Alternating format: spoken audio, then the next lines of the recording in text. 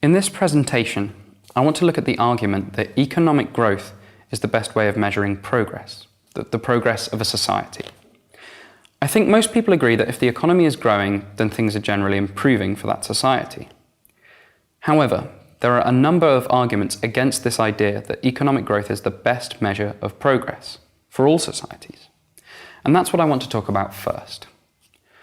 One of the main arguments is that if you have goods or services that are not sold, not exchanged for money, then these goods or services don't have any economic value.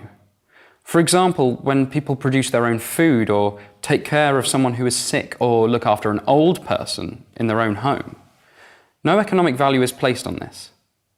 Or in societies where there's a system of exchanging goods, of exchanging services, where no money is changing hands, then these transactions aren't measured. So, in cases like these, you have a kind of hidden economy which can't be measured. Okay, let's think about it in relation to the aims of a society. In most societies, high levels of employment, where most people have a job, is a sign of progress. However, economic growth doesn't automatically mean high employment.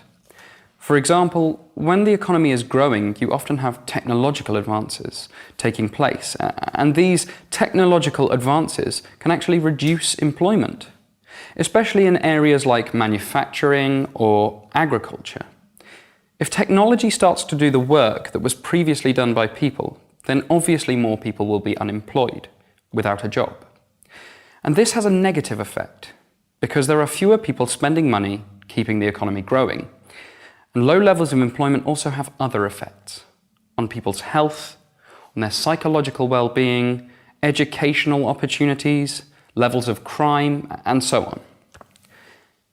Another issue to think about is that economic growth is usually measured in gross domestic product, or GDP.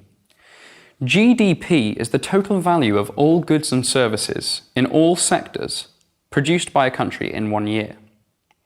But the problem with using GDP as a measure of progress is that it doesn't show how much money people earn in comparison to each other.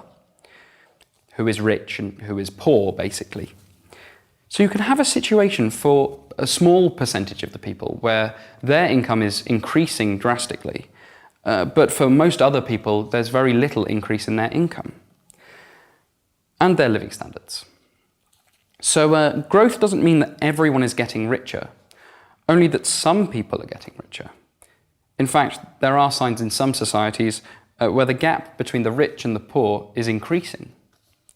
So even in countries with a high GDP, it's very possible for many people to still be living in poverty. One more point about GDP. GDP focuses on the short term. It doesn't take into account that resources such as oil or gas are finite. There's a limited supply, and one day they're going to run out. GDP only provides a short-term view. So you could argue that it doesn't actually help measure progress at all.